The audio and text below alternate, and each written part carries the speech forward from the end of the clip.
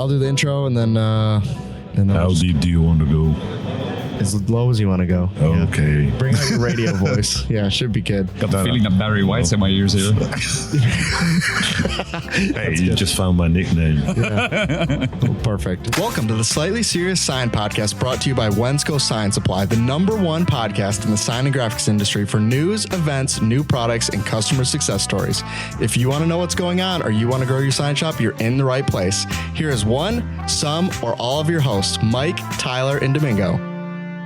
Hello, everyone, and welcome back to the Slightly Serious Sign Podcast. As you can see, we're not in the studio here. We're in the Summa booth at the end of the show here on day 2.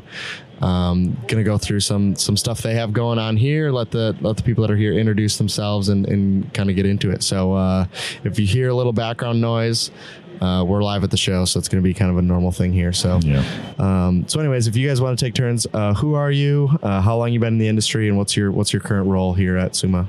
Now I'm going to sound old. My name's Randy. I'm product manager at Summa.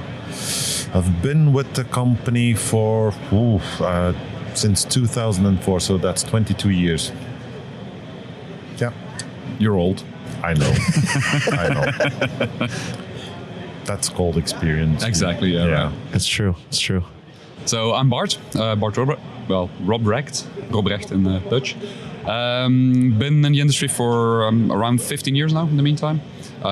Specifically with Summa for the last 4 years, and I'm heading up the experience center, so I'm responsible for the sales support team. Yeah, I will say, so having only been in the booth, I mean, literally the last 40 minutes for me here, maybe.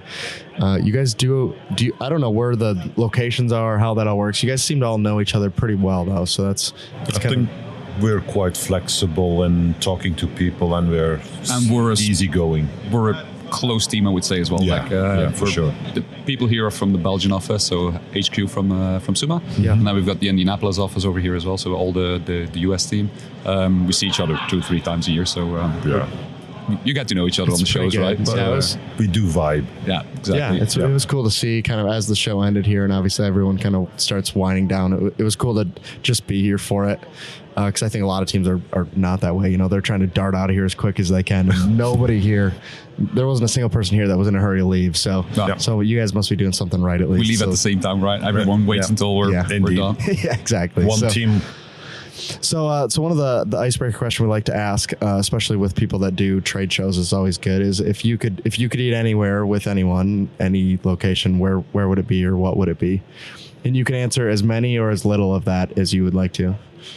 It's a cliche one for me, and it's a specific dish. It's like my mom's lasagna is what I would go for. Nice. Where I don't really care about it, but just that's my go-to comfort food, I would say. Ooh, I've had a long thought about this one, honestly. I was happy I got the question up front. Yeah. But I would say my own spaghetti and meatballs. Yeah. Yeah. Where? As long as I have a cooking station, I'll make it. As long as it's warm. Yeah. That's really all that you need there. Yeah. That's good. I'll add one to that then. I'll just low and slow barbecue in my garden, full Saturday afternoon, and then full day smoking. Yeah. You got your pulled pork or a nice brisket by the end of the day. I'll go for that as well. Yeah. And it needs to be sunny. Doesn't need to be, but it's a bonus. It's a bonus. It's a bonus. Yeah. My wife just committed me to smoking a brisket while I was here, and I wasn't even mad about it. I was like, yeah, I'm not sure. Sounds good to me. So when I get home, that's what I'll be doing. So yeah, I'm not mad. That'll be a good time for me and hopefully for everyone else, assuming I do my job right. You know, it could be horrible for everyone involved, but it shouldn't be. So last time we kind of went through a lot of the roll fed options when we did the podcast with you guys. Is there anything new with Summa? Maybe since we last talked, or that's coming out, or any of that kind of stuff? Well, there are a couple of things coming out, which we can't say much about. But what I would love to point out is on the flatbeds for sure, is the corrugated tool, which has been proven to be a very massive tool. It's our all-rounder tool, right? Yeah. So it's called a corrugated tool because originally we developed it specifically for cutting corrugated materials. So where in the past you needed an oscillating tool, so knife that moves up and down to cut that corrugated material. Main reason for that, there's a lot of open air cell structure inside of corrugated material. So it's going to rip if you cut it with a static knife really fast. So what we're doing actually, we've taken a step back there and we looked at our kiss cut tool. We've been in the kiss cut business for around 15 years now, as long as the company's been there. About 50 to 40 years, easily. And our kiss cut tool, if you look at it, it actually has 2 wheels, small wheels running right next to the blade, so that we give a little bit of compression to the material, and we know that that makes it cut better. We looked at that and basically we made the same tool on steroids, let's say. We've blown it up, and so we've got 2 wheels, 2 compression wheels running next to a really sturdy blade, and it's a new blade technology for us, for Summa that we've introduced. And that allows us to cut that corrugated material without oscillation, meaning that we can cut it up to 10 times faster than we were cutting it before. That's what we developed the tool for. Then we started playing with the tool as you do once you've got it tuned in. Yeah. And we figured out that basically it's our one-stop tool. Anything up to 8 mil, we're doing 8 mil, so that's a bit more than 1/4 inch. Yeah. So 8 millimeter foam PVC, we're just cutting that straight. We don't need a router for that anymore. 8 mil, again, high detail. We're just straight cutting all of that with the static blades, which doesn't create any dust, it doesn't make any noise. You're not cutting into your conveyor because an oscillating tool touches the conveyor a little bit more. With a static blade, you're just grazing over it. Has a longer lifetime, and it's a cheaper alternative in any case for our customers. So that is and it gives you a massive boost in efficiency, basically. Exactly. Yeah. So cutting the material with an oscillating tool is slow, with a router is also slow. Yeah. With that tool, you're just flying through your we see that on jobs. average, depends on the type of job that you're using, of course, but we see on average 2 to 4 times faster turnovers for your jobs with that tool. And a lot of that, so outside of maybe corrugated, right, which typically has been cut with a static blade, most of those were materials that were being cut with a router for the most part, was my understanding. Or oscillating blades, right? So router or oscillating blades, and those are the critical tools, let's say. Or critical is maybe a bad way of phrasing it, but it's like the more difficult ones and the more expensive tools for sure on the machine. Yeah, if you look at the investment. Yeah, so we're looking at, bringing that down for customers, and in general, just simplifying everything, even though we have that workflow or barcode workflow, which will tell you which tool to use. The machine actually tells you what to put in, but it's even better if you don't have to change the tool anymore. And that's what we're doing here now with that one tool. We're cutting vinyls, we're cutting corrugated materials, we're cutting we're cutting foam PVC. It just opens up a wide range, and you don't even have to change the tool anymore. It's just that one tool does it all. Yeah, that's crazy, because I've only ever seen it cut on a router. A lot of the materials you're mentioning, obviously not vinyl, but like a lot of those, that's the only way I ever see it done. So that's kind of interesting. So we're obviously talking about your flatbeds. We didn't talk about that at all in the last one. So you want to go over kind of what's included in, what is in that line, what's it do, who's it for, kind of what it's included. Oh, very simple question. That's what I'm going for very here. Simple question. Short and not so simple answer. No, I think it's our flatbeds. We do have a wide range of flatbeds, going from the F series, which most people know, towards the V series. The F series is more the flexible modular system that you can start out with and build up towards a big configuration. Well, we've got some fans over there. We got some fans He there. might have recorded a podcast earlier, and I might have also interrupted his, so it was probably overdue. That's on me. That was Scott Becker back behind us here. So you get that massive flexibility towards starting out small, building up, adding more features, more functionality, but still keeping everything as simple as possible. That's one of the core values of anything that we do. Make it as simple as possible, because the more intricate you make it, the more difficult it is for an operator, and he's not going to use it. We want people to use the full potential of our flatbeds. So doing that, you basically open up a massive amount of applications. So that's the F series. On the V series, which is built in Italy, is more focused on specific applications, sample making, certain industrial applications, and so on. So these are what we are differentiating in: modularity, flexibility, and also a dedicated machine to certain applications. And specifically, the biggest difference between a V and an F series is the V series is anything that is sheets and boards. Yeah. Whereas an F series, let's call it the all-rounder, like you're saying. Yeah. You're doing your roll materials, you're doing your rigid materials, you're doing your board materials, sheet materials. It'll just handle anything. V series is focused, like what you're saying, magnets, motorcycle decals, packaging, those kind of applications. Really anything that comes from sheets or comes from rolls, but is typically sheeted when it's processed, that goes on the V series as a perfect product for that. And then the F series, you got the full spec machine. So you got a roll support by default. You get the conveyor by default. Full safety system on there by default. Not unimportantly, our ADC, our automatic device calibration. This is a unique thing on flatbeds. The F series is the only machine in the market that has that functionality.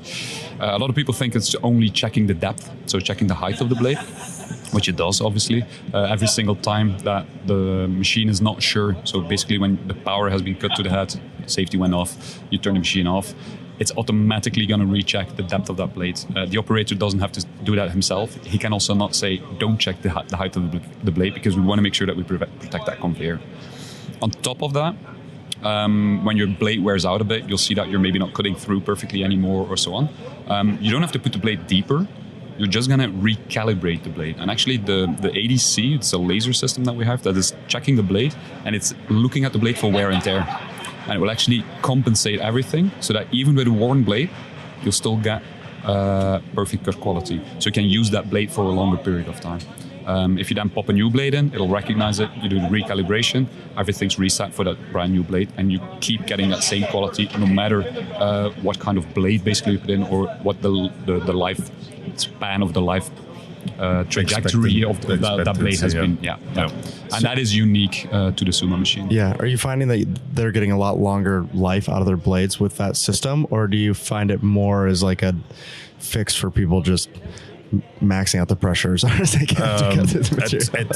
It covers so many things. First of all, indeed, life expectancy or lifetime of the blade, but also taking away that learning curve, because what many people forget is you buy an expensive machine, but you need to learn how to work with it. If you still have to learn how to calibrate each small individual thing, you need time to rack up that experience.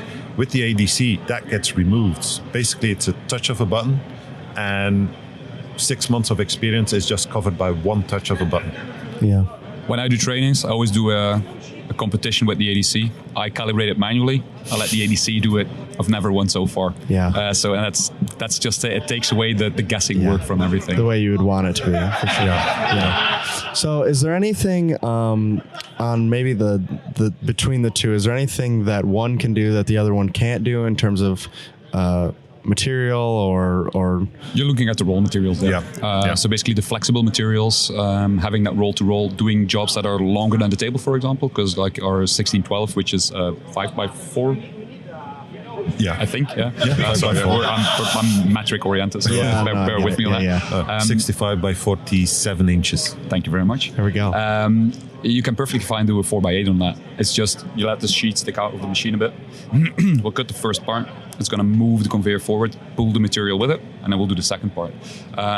If you're doing all day long, day in, day out, 4x8s, well, you'll look at our 4x8, 5x10 machines. But for those customers doing those occasional things, you can get away with that. So it's not only roll materials, which is your banners, your vinyls, all those kind of things, magnets, whatever. It's also going to be your board materials, which are bigger than the table. Thanks to that conveyor, you're also getting extra functionality there, even with our smallest for sure. F-Series machine. Yeah. What are you seeing? What are the types of customers that are either making? Because when it looks like it from my perspective, right, as someone who looks at this and it sees what this one behind you is capable of and looks at what this one is capable of, how many customers are going, just this one obviously is going to do the work for me versus this one will work? It's what you mentioned before, like if you have those specific customers, like motorcycle decals is a really good example. Those are really dedicated customers that machine just comes in perfect. Today we had a guy that is doing a lot of prototyping for packaging. You're immediately looking at V series. That is the perfect machine for that. The moment, and I think all rounder, the moment you're looking at a customer that says, okay, I do this, but also a bit of that, and then I'd like to do that vinyl application, but I want to do some rolls, and then you need the flexibility of an F series. And also, if you look at the value that they're cutting, motorbike decals are generally higher in value than, let's say, just stickers. Yeah. Stickers you need to produce a lot. Motorbike decals you don't need to produce the same amount to add value to your offering, and that's where people tend to look at. You get a nice solution at a nice price to cut high value, let's say high value output. Here, basically anything you're doing you can cut, but it's more productive. You need to produce more to reach to the same value. Makes sense. Thanks to this month's sponsor, Illuminate, for the help with the podcast. So last time we spent a lot of time talking about the tangential knife that's on the roll to roll. Is that the same system that you guys are running on your flatbeds? Is it different? How exactly does that work? It's similar, but beefed up by quite a number of steps. Yeah. You don't need the same amount of pressure on a roll cutter. You don't need the same amount of tools on a roll cutter because you're dedicated to roll materials, vinyls. On the flatbed, you need to add more pressure, add more flexibility, add those tools, etc. So it is similar, but similar and more modular as well to some point. Yeah. Like the way we work on a flatbed, we have a triple head flatbed, so we can have 3 operations in the same job. Yeah. And that works with tangential modules. So basically where you have a head on the roll cutter, a tangential head, we've got tangential modules on the flatbed. Those modules can be taken off, and that allows you to put other modules on there as well. So for example, if you take the 2 tangential modules off, that'll allow you to put a full-on CNC router on that system as well. So you have that modularity. But indeed, purely talking about the fact that the blade's being driven and picked up in the corners and so on, that's the same thing. You've got that same high-quality output. Basically, if you're talking vinyl, your F series will give you the same output as an S series. And that's basically the same quality that you will get from the 2 systems. Yeah, that's also an important part for flatbeds. The majority of flatbeds are not good to kiss cut vinyls. When we walk the show, when we see people, they're always complaining about the quality of kiss cuts on a flatbed. Since our kiss cutting system on the flatbed is based on the roll cutter solution, you get the same quality. It might not be as fast, but you get the same quality.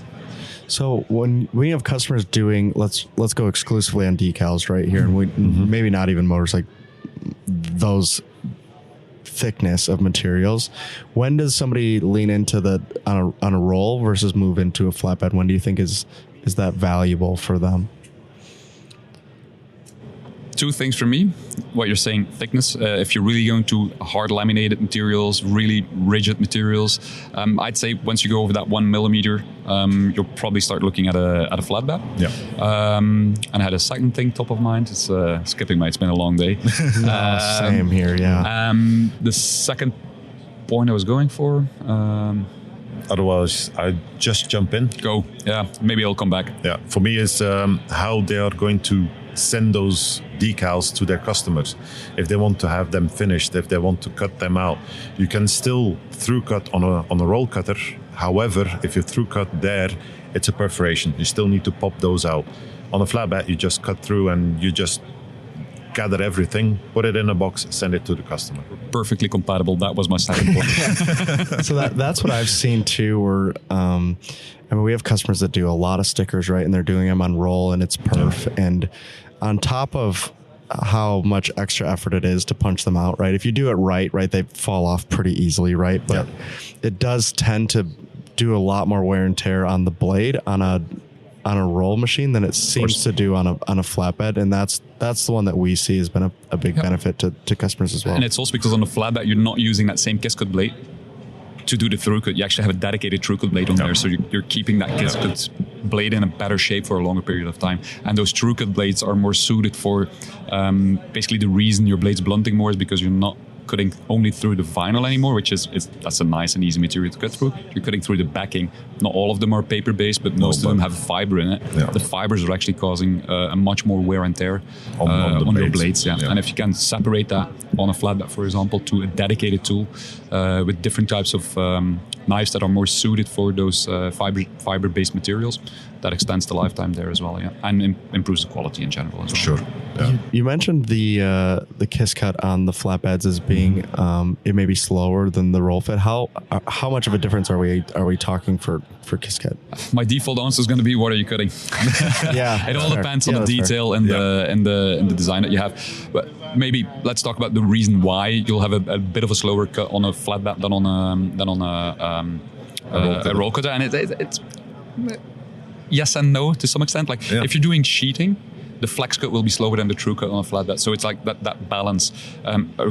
There's nothing faster for vinyl for kiss cutting than a roll cutter. Why? Because it's a small head, very light head that we can move back and forth at very high speeds. Yeah. If you're looking at a flatbed, that beam, that head, it's much more heavy. Yeah. So you cannot reach those same accelerations on those machines.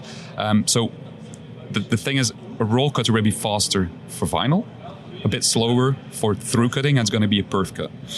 Whereas a flatbed will be a little bit slower on kiss cutting, but it's going to be faster on your through cutting. So it all depends. One makes up for the other, basically. And if you want the best of both worlds, and that's a really nice thing about Summa, because we're the only ones that actually have roll cutters and flatbed machines in the same range. We've got something that's called twin workflow. So you can do all your kiss cutting on your S3 or on your S1, depends what you want to use. On your final cutter. And then we rewind it on our system. You pop it on the back of the flatbed, and it will do true cutting on the flatbed. And it's actually set up that the machine automatically knows it's one file. You click it, the twin workflow button in the software for the roll cutter. It'll automatically only do the kiss cut. You as an operator don't have to do anything. The software is completely automating that. You put it on the back of the flatbed, you load it, and you hit the same twin workflow button on the flatbed, and it'll do your true cut. It's automatically filtering out the correct layers, and you get the best of both worlds. So if you're having really high volume production, you do your kiss cutting on your vinyl cutter, you do your true cutting on your flatbed, and that's like that's like the ideal workflow then. Exactly. Yeah. For purely for performance, that's the ideal workflow. Performance, load balancing, you name it. Yep. That's perfect. So the question I want to ask, because you guys obviously, like you said, long day, right? Talk to a lot of people today. And so someone comes into the booth and they're looking at a roll cutter, which I mean, for us it's pretty frequent, right? You move a lot of roll units for sure. Oh yeah. What are the things that are happening when maybe they didn't come in even with the thought of getting a flatbed? What are the conversations you're having that are making them think like, you know what, actually maybe roll isn't the right solution, or maybe I need two, like both. We just talked about, but maybe it's moving from one to the other one. For me, it's basically the whole story. If you talk to a customer, you can hear what types of issues he's having in his production workflow. Is he high production? Is he wanting to give his customer some added value? That's where I'm trying to figure out, where can we fit this in? Is he best off with a vinyl cutter, or is he ready to make that move towards a flatbed? And basically, it's just the conversation you're having with him. Sometimes you're selling the future upgradability, because you have your roll cutter, you can continue with that, and then in 1 year, 2 years, when you amassed enough clientele, you go in for the upgrade towards an F series. The easiest one is, of course, if he says, I do vinyl, I do banner. Okay, stop. Let's go to the flatbed. Yeah, that's the simplest. What are you cutting? Yeah. If you're doing banner, well, there's a textile, there's a fiber in there. You're gonna need a flatbed. So material is one, but then as well, it's going to be, again, what's your performance? How much throughput are you thinking of? How much volume do you want to push? And that's the conversation that you're having with the customer, and then together with them, you figure out, okay, do you need both? Are only going to run with the flatbed, or whatever solution can we figure out for them? And also, it comes down to the customer's budget. Yeah, for sure. Yeah. Yeah, for sure. Right. Money is half the battle of all these, right? But I think oftentimes we always talk about it. What the customer is turning away and don't realize they're turning away is oftentimes enough dollar value sense to actually just make sense moving to a flatbed. It's that pure ROI calculation that they need to do. And oftentimes they don't know what they're turning away. The front office is just saying, like, someone comes in and is looking for this very specific application, and they're like, oh no, we can't cut X, Y, or Z, right? And the owner may have no clue that business is even walking in the door and getting turned away at all until you start asking those questions. So I think that's a big part of it too. You see that often with customers buying an F-Series or a flatbed in general. They'll buy it for like 2 or 3 specific applications because that's what their bottleneck is today. And then if you come back half a year or a year later, they're like doing 7, 8 other different applications. They're like, I can do so much more now, and that's really nice to see as well. Like you buy it for a specific use case, but then that opens up so many more possibilities. You can handle so much more materials, and you can grow your business in a much more different directions thanks to that flatbed machine. Yeah, a flatbed either cutter or router is one that I've never had a customer buy and then immediately be like, yeah, that wasn't a good decision for my business. You know what I mean? Like, it's such a versatile tool that if you have one, you'll just start using it for everything, right? I mean, as someone who has a demo facility that doesn't have a flatbed in there, and we rotate them in sometimes, right? There's so many times where you're like, man, if I just had one right now, this would save me so much time. You're over here just perf cutting them. Every third row, I got to change the blade depth because I'm just ripping through these things. You're like, this is not going well for me. I don't know what I'm wasting my time with. And that's as someone who doesn't do it very frequently, right? I can only imagine when you're in a full production shop and you don't have that option, how often it would actually be of use to you. Yeah. You'll be happy with a vinyl cutter doing all your kiss cutting, your flex cutting, and then all of a sudden you need to push those 1 million decals out of the vinyl. Sorry. Yeah. All of a sudden it's 4 p.m. and then you start pushing them out and it's like 10 p.m. at night. It's okay. Well, you were just saying, I love your Gator Time sticker. That was 250 stickers that I perf cut. And by the time I was done, I was like, I could never do this again. So you don't love them as much as I did, right? I did not. Or not anymore, at least. I was happy when they were done. When they're done, exactly. They're great. But it's just like a battle to get them done. But that's 100% it is. In 2026, G2G and Wensco will launch 2 new products into the market. The one is the United Stick, which is a high efficiency, affordable, and reliable product for your sign and lighting projects. The second is LumaLink, which has a power pin design that's made to be cut and done anywhere in the field or in your shop. This is for small channel letters or any large projects. Check them out at wensco.com. This episode is brought to you by Arlon Graphics, trusted for innovative high-performance cast vinyls. Check out their newest product, DPF V9500, a non-PVC polyurethane wall film built to tackle ultra-textured surfaces like a pro. More exciting new products to come soon from Arlon. Check them all out at wensco.com. The other thing we see is there's a lot of older machines that are out there that people are just kind of running and they're working. Like the example I always give people is like a lot of like the old Gerber machines, right? They've been out there for decades at this point, right? And they're just running them. There's no parts available, right? It's like a Frankenstein machine by the time you get in there, and they're just still running them. What conversations do you have with those people to be like, hey, maybe it's time to upgrade? I think sometimes they're running well, but there still is definitely a need for them to move into a newer machine. I think the first hurdle they have to overcome is, will it still cut the files that I'm doing today? And I think with our software, we're doing a very good job of supporting all those third-party formats. So if you have a format that we can read, you can easily plug in our machine in that new workflow. A lot of people just get attached to their machine as well. True. Not necessarily seeing what new possibilities they would have, investing in a new machine, investing in the potential of upgrading towards other applications as well. So yeah. And on top of that, I think a very important one, you basically mentioned it in your question already, but what happens if that machine cannot be repaired anymore? You're running that machine. In a lot of cases, it's a backbone of the company. It's like that. That is one of the really important. It's in the workflow. Yeah. Exactly. Yeah. So what if that breaks down? And the answer is like, no, that's it. What are you going to do then? And that's where looking at a new machine, looking at a Summa machine, if you got one of the first Summa machines that over the F series that we've produced. We're still, to the extent that we still have parts, we're still supporting those people. We're still those machines. I mean, I think the best thing we can show, the latest tool that we launched, the corrugated tool that we talked about just before. You can put that on any of the F series machines. We make that compatible with that. So we've got that longevity of an F series, and we make sure that whenever we make a new innovation on our machines, that you can also benefit from that in the future. And also the promise to keep stocks of spare parts for as long as we can. 2010 first F series, we can still support it today fully.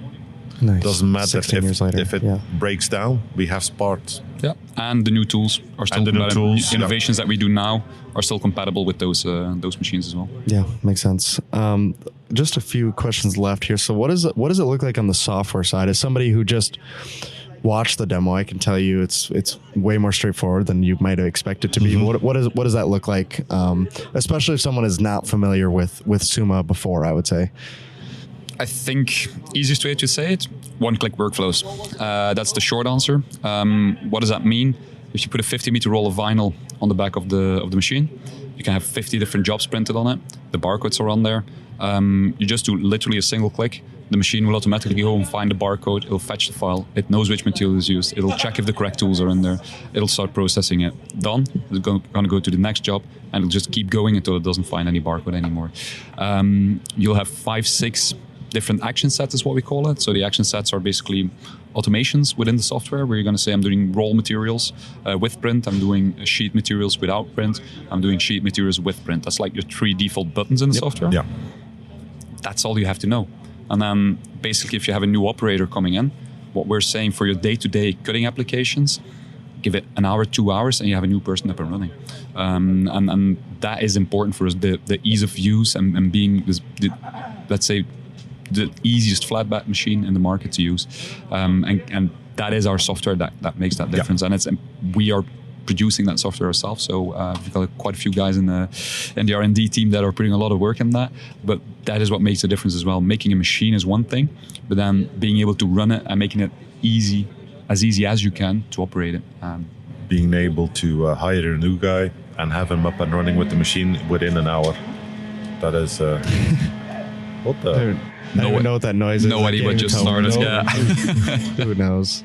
Somebody's vacuuming. Someone's vacuuming something. Yeah, we're probably going to get kicked out of here pretty soon anyways. But no, I think that's a good point. Just as someone, close this place. We're closing it down here. Yeah. No, I just think it's important as somebody who, like, flatbed, I think oftentimes can be pretty intimidating for people that have used roll to roll. And like, my testament is, like, as someone who just watched like the most basic workflow of it, was just like, oh yeah, it's pretty straightforward.